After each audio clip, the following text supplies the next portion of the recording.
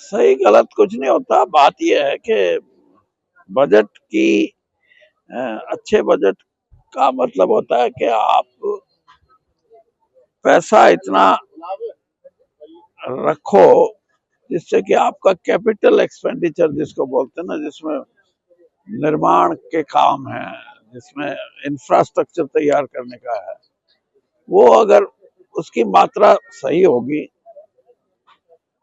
तो उसको अच्छा बजट कहा जाता है। ये अलग बात है कि बजट घाटे का है या सरप्लस है, उससे नहीं। बजट को अगर आपने आंकना है लोगों के हित में और राज्य के हित में, तो वो तभी है जब आप ढांचागत जो बजट का आवंटन है वो कम से कम आपका ऐसा लगे कि आप नए आपके पास ऐसे प्रोजेक्ट हैं जिन पे आप पैसा खर्च करके यहाँ अच्छा ढांचा तैयार। अच्छा ढांचे का मतलब सिर्फ ये नहीं है कि बिल्डिंग बनाना, सड़क बनाना, और भी बहुत सी सारी जो चीजें हैं उससे एक तो लोगों को काम मिलता है, कमेरे वर्ग को, जो डेली वेजर हैं उनको भी, और दूसरा फिर उससे जो ढांचा तैयार होता है उससे राज्य की आमदनी भी बढ़ती है, और राज्य की आमदनी के साथ साथ लोगों को जो पढ़ा लिखा नई तकनीक के ज्ञान प्राप्त जो हमारे युवा हैं उनको भी रोजगार के साधन बढ़ते हैं। आओ जी आओ। हाँ ठीक ठीक ठीक। राहुल गांधी जी कह रहे हैं कि मेरे को लोकसभा में वोट नहीं दिया है, इस पे आप किस तरीके से देखते हैं? सही बात है कि लीडर ऑफ द अपोजिशन हो, और वो लीडर ऑफ द अपोजिशन जिसको रूलिंग पार्टी को तो 240 सीट मिले लोकसभा की, और उनको 234 मिले, तो सबसे महत्वपूर्ण पद है ये। और उसमें अगर जो अध्यक्ष हैं उनका आकलन ये हो कि इनको पूरा समय दिया जाए, तो विपक्ष के सुझावों का असर पड़ता है किसी भी राज्य सरकार, केंद्र सरकार पे, और उस असर की,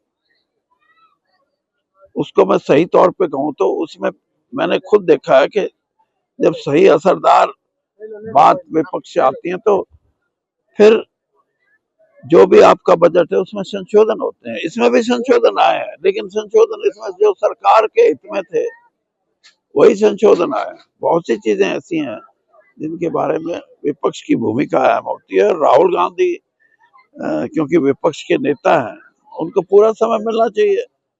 ये कहना कि आपका समय निर्धारित हुआ है उससे ज्यादा नहीं बोल सकते, या कुछ ऐसे विषय हैं जिसपे आप बोल गए तो नहीं बोल।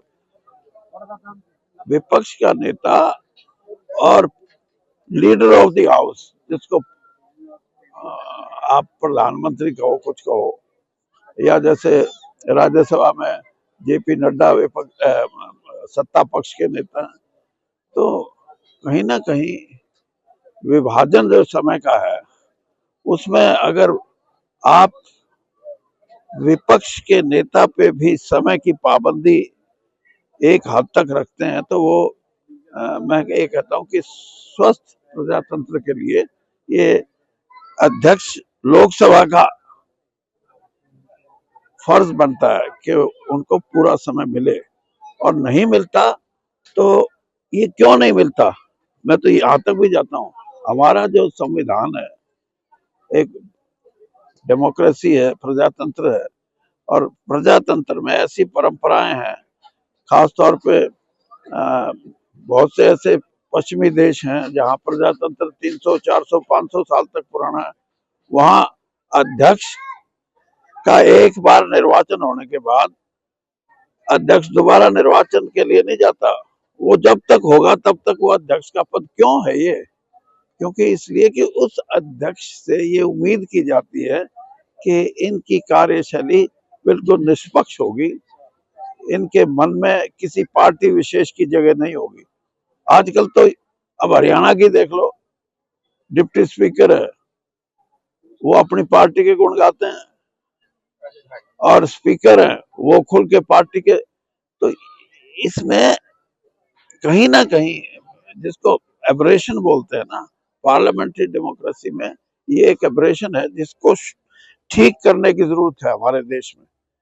क्योंकि अध्यक्ष का पद ऐसा ही है जैसे सुप्रीम कोर्ट के चीफ जस्टिस का, ऐसा ही है जैसे राष्ट्रपति का, ये उतना ही महत्वपूर्ण पद है। यानी विचारों की अभिव्यक्ति करने की आजादी प्रजातंत्र में सबसे मूल अधिकार है। उस पर अगर अंकुश लगेगा तो कोई बात बनती नहीं।